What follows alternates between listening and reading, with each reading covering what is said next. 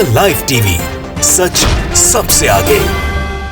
ज्ञानवापी मस्जिद विवाद से अगर मन भर गया हो, कुतुब मीनार को लेकर जो विवाद खड़ा किया जा रहा है उससे मन भर गया हो, ताजमहल को लेकर जो मुद्दा खड़ा किया जा रहा है, तर्क दिया जा रहा है उससे मन भर गया हो, तो दोस्तों एक बार एक नजर डाल लीजिएगा उस इंडेक्स पर जिसने भारी फजीहत करा दी है। दरअसल travel and tourism development index निकलकर सामने आई है, जिसने बताया है कि विदेशी हमारे देश में पर्यटक के तौर पर आने से कतरा रहे, आना नहीं चाहते। दरअसल ये वो इंडेक्स है, ये वो रिपोर्ट है जो बताती है कि दुनिया भर में सबसे मुफीद जगह कौन सी है जहां पर्यटक जाना चाहते हैं, उत्सुक है, माहौल कैसा है, ये तमाम चीजों को वहां पर आकलन किया जाता है। लेकिन हमारे देश में कैसा माहौल चल रहा है, वो भी पर्यटक स्थल को लेकर, वो तो आप सब जानते ही है। जिसके बाद ये रिपोर्ट निकलकर सामने आई, एक दो नहीं बल्कि 8 पायदान हम नीचे खिसक गए हैं। यानी पर्यटक अब हमारे देश से दूरी बनाते हुए नजर आ रहे हैं, जिसको लेकर अब जमकर फजीहत हो रही है। लेकिन फर्क किसे पड़ता है? सबको चाहिए ज्ञानवापी मस्जिद, कुतुब मीनार में विष्णु मंदिर और ताजमहल में तेजो महल है। लेकिन इस रिपोर्ट ने जब फजीहत कराई उसके बाद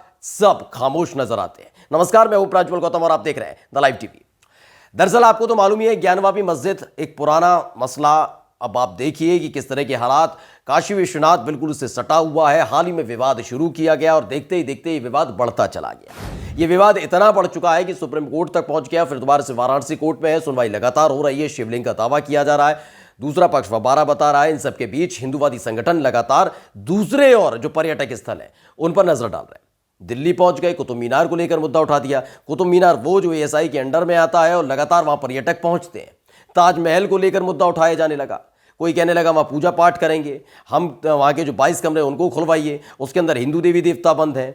इसको लेकर विवाद खड़ा कर दिया गया।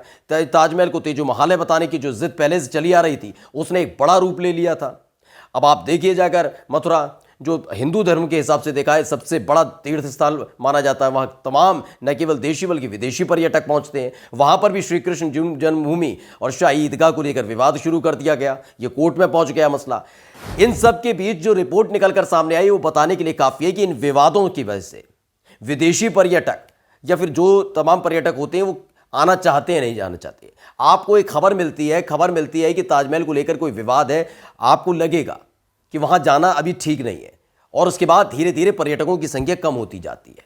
इसका बहाना कुछ भी बना लिया जाए, लेकिन होता हकीकत में यही है और यही देखने को मिल रहा है। ताज़ा रिपोर्ट सबसे पहले हम आपको पढ़कर सुना देना चाहते हैं दोस्तों, जिससे आपको कम से कम पता लगे कि इन विवादों से आगे अर्थव्यवस्था पर कितना ज़्यादा असर पड़ता है, ये विवाद कितने बेमतलब हो जाते हैं और ये कितने मुफीद होते हैं उन लोगों के लिए जिनकी सत्ता चलती रहती है, जिनकी दुकान चलती रहती है, जिन्होंने राजनीति को धंधा बनाकर रख दिया है। हिंदू मुस्लिम के बीच का ये पूरा का पूरा मसला खड़ा करने के बाद वो तो फायदे में रहते हैं, लेकिन देश नुकसान में चला जाता है। क्योंकि आपको बता दें कि पर्यटकों, जो विदेशी पर्यटक आते हैं, पर्यटन स्थल होते हैं, ये पर्यटक स्थल एक बड़ी अर्थव्यवस्था का हिस्सा किसी भी देश का होता है। हमारे देश का नहीं, केवल किसी भी देश का होता है।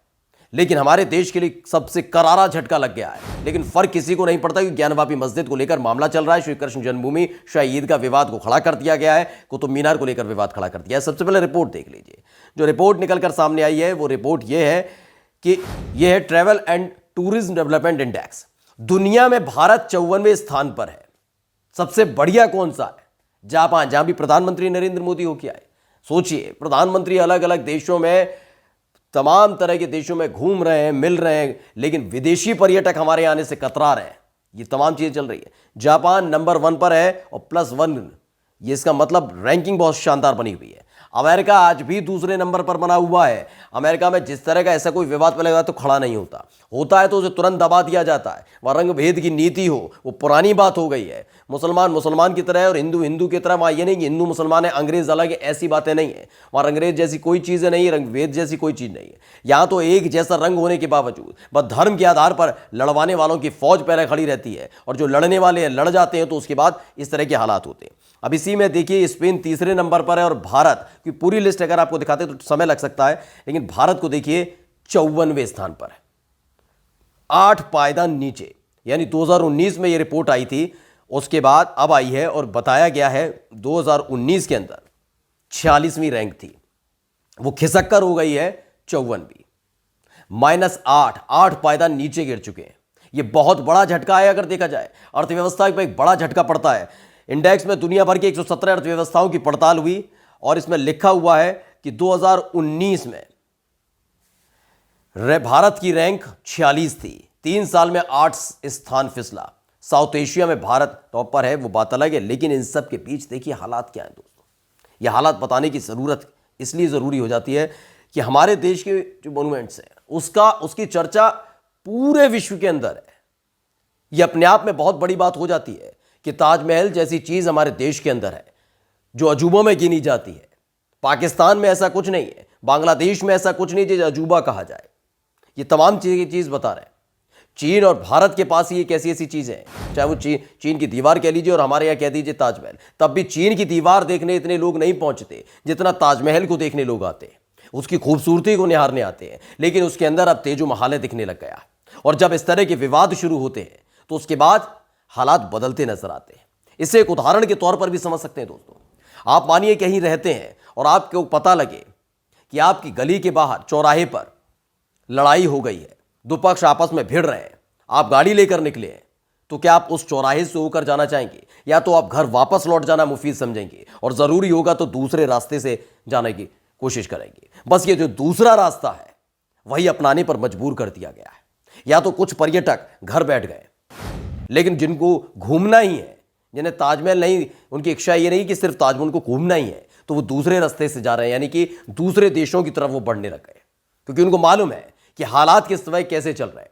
लेकिन ये समझ में अभी नहीं आएगी, ये अंधभक्तों की समझ में नहीं आती है, क्योंकि जो करवाना चाह रहे हैं वो खोलकर एक डंके की चोट पर करते हैं। चुप्पी साध लेंगे, कहेंगे कोर्ट में मसला है, कोर्ट में मसला है, लेकिन दूसरी तरफ अपने इस साथ के जो संगठन है, जो अराजनैतिक है, उनको उकसाया जाता है कि आप ये काम करिए, और जब विवाद खड़ा होता है तो पर्यटक भागते खड़े नजर आते हैं। एक रिपोर्ट है अमर उजाला की, वो भी हम आपको पढ़ के जल्दी से बता देते हैं। उसमें लिखा है यात्रा और पर्यटन सूचकांक में भारत 54वें स्थान पर खिसका। जानिए कौन है नंबर 1? इन्होंने लिखा, हम पहले ही बता चुके हैं, जापान नंबर 1 पर, अमेरिका दूसरे नंबर पर, स्पेन तीसरे नंबर पर है। इसमें लिखा है साफ तौर पर यात्रा और पर्यटन के लिए सबसे मुफीद देशों के पैमाने पर भारत 54वें स्थान पर खिसक गया। इससे पहले भारत 2019 में 46वें स्थान पर था। America, Spain, France, Germany, Switzerland, Australia, England, Singapore और इटली इस सूची के शीर्ष 10 में बने हुए हैं। हमें जहां पहुंचना था वहां नहीं पहुंच पाए। बड़ा कहा जाता है कि 5 ट्रिलियन इकोनॉमी बनेंगे, ऐसे बनेंगे। अर्थव्यवस्था का एक बड़ा हिस्सा हमने खो दिया, हम ऐसे बनेंगे 5 ट्रिलियन इकोनॉमी। लगातार डॉलर के दाम ऊपर बढ़ते जा रहे हैं, रुपया रसातल में जा रहा है, ऐसे बनेंगे 5 ट्रिलियन इकोनॉमी। और बेरोजगार हो रहे हैं युवा, ऐसे बनेंगे 5 ट्रिलियन इकोनॉमी। ये केवल जुमला है। इन्हें सिर्फ सत्ता चाहिए थी और सत्ता फिर से मिली है। और अब हालात आप देखिए, लोगों को अयोध्या के बाद नजर आने लगे श्री कृष्ण जन्मभूमि, ज्ञानवापी मस्जिद, कुतुब मीनार, ताजमहल। इन्हें कोई फर्क नहीं पड़ता कि इसका कितना विपरीत असर हमारे देश पर पड़ेगा, और इसका असर बहुत बड़ा पड़ा है, झटका बहुत लंबा पड़ा है। नमस्कार। द लाइव टीवी, सच सबसे आगे।